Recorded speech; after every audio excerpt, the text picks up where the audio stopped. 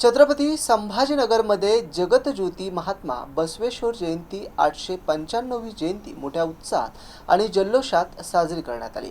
या निमित्तानं शहरातून भव्य दुचाकी रॅली देखील काढण्यात आली होती। हातात झेंडे आणि घोषणाबाजी आणि ढोल ताशाच्या गजरात लिंगायत समाज बांधवांनी मोठ्या संख्येनं सहभाग घेत शहरात उत्साहाचं वातावरण निर्माण केलं होतं। रॅलीनंतर आकाशवाणी येथील महात्मा बसवेश्वर चौकात जाऊन महामानवांना अभिवादन करण्यात आले। यावेळी पुष्पहार अर्पण करून त्यांच्या विचारांना उजाळा देण्यात आला।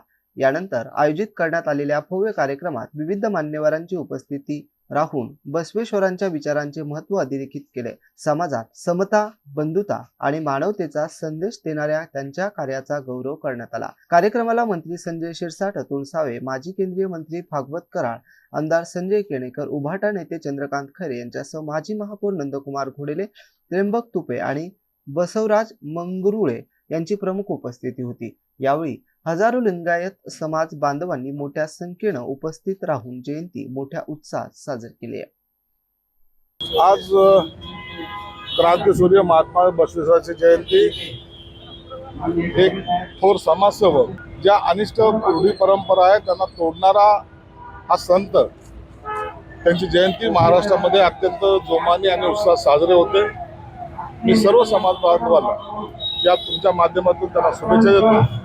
त्यांचे असलेले विचार भविष्यामध्ये आपण सर्वांनी अंगीकार करावेत अशी विनंती सुद्धा करतो।